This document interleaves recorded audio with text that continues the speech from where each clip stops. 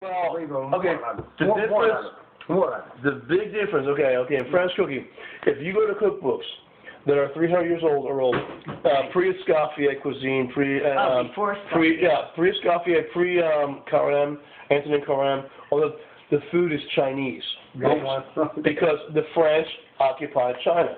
They called, of course they did for a long time. And they occupied Vietnam, which was Indochina back then, which creates the cuisine in France they call Indochine. That's a cuisine style in France called Indochine. It's the French-Vietnamese fusion of the food. Exactly. So the French were in China for who knows how long. And because of that, that's where the dough things came from. Yeah. The boule type things of the stuffed rice flour thing. Yes. That's where that comes from French influence in their cuisine. And the Chinese the pasta, the noodles, all that stuff, it all got developed, from that. And I have no idea why some. The difference between Italian and French cuisine. Oh, okay. When Caffè di Medici, which Uncle Bill knew Rita Medici personally, okay? He knew her personally. Oh, yeah, I was there. The difference is, I was married to her actually for a while. Northern Italian cuisine is totally different. When I say Italian cooking, Italian food, it's usually Southern Italian what they're talking about. Yeah, but it's everything. Everywhere you go, it's so varied, awesomely varied. But she took her team of chefs, like he said. Right. That's a real true story, man. She took all her chefs over there to teach the French chefs how to cook because she loved their food. She was like an ambassador or a diplomat because she married the French king. What was the king of France? It was the sovereign king back then. The sovereign king. Whatever. But there were many kings back then. I know. Yeah, there were many kings like that. So it wasn't like the president. He was like one king of a sovereign, Okay. And but then she brought it. So what the French chefs did was they took the rustic Italian sauces that we love, with all the pieces of vegetables and chunks of stuff in it, and they pureed everything in a food mill and strained it out and made these coulis, what they call coulis in French food. You're right. And the purees, le puree,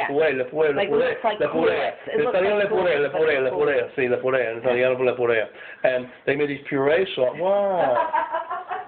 What?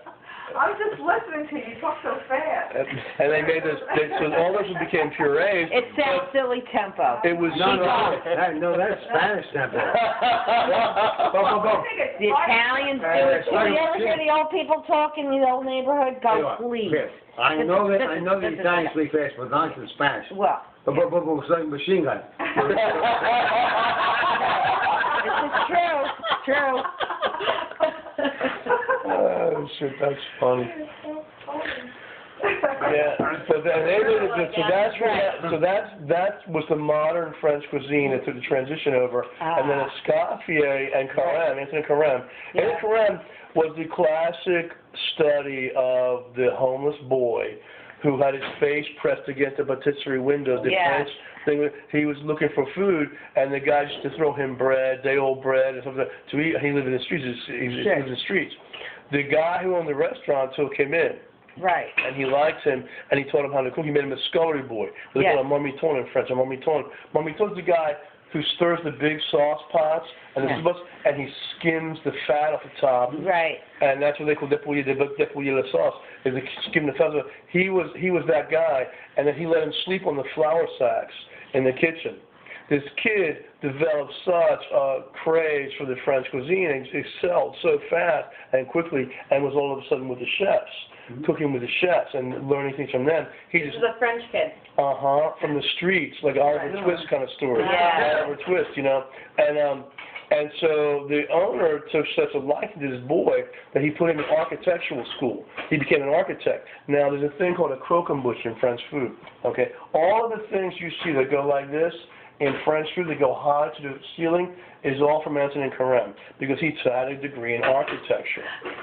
He built food to the top, and he built a thing called a croquembouche. Do you know what bongo is in Italiano? Bongo. It's una pastellia,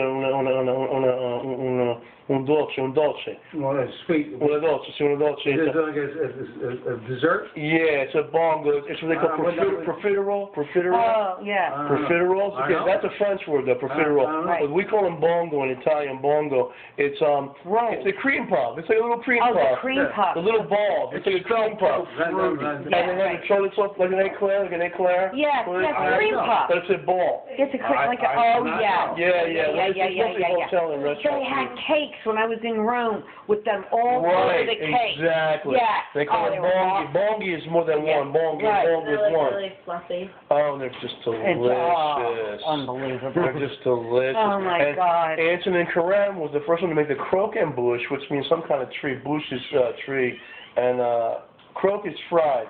Croque like a croccante in Italiano, croccante. Croccante, cioè Italiano. Croccante, and they were fried, fritti. Mhm. Ci devo di pasta fritti. Croquante means crisp. Right, exactly. Crisp. Well, crisp fried though. Crisp fried is. It's crisp, yeah. Yeah, crisp fried. Yeah, I mean, it could be, I guess, something else, but. And you know how to say in dialect? Croqueria. Uh-oh. Now, see, that sounds to me like a place that would make them. Coqueria. No, wait. But That that, sounds like a no, cucaracha to but me. what? No, but that is a dialect. Uh-huh, really? Croquante is the correct word. Croqueria. A funny thing, in my son's neighborhood, the produce, out in Burbank, the produce truck would come around every day. A Mexican guy would drive a produce truck around in Roland's neighborhood in California every day. And you know he was coming because they would play like Cucaracha. and I go in, is that an ad for produce? I mean, really? Every night you hear pa pa pa pa pa pa pa, and I would just start laughing. Everybody come out to the street, and oh, it was unbelievable. That's great. Isn't that great? Perfect. Perfect. The veggies coming. Mine is, Yep. you know, don't worry about the cockroaches. It's all good. Yeah, yeah, you hope. Or you find a few in the bag, great. Yeah. Yeah, It's a little protein. bonus. It's protein, yeah, to go with the veggies. Push the puppy dog. Push the puppy dog. No, bro. Push the puppy dog. I know. Push the puppy dog. It's French. Push the puppy dog.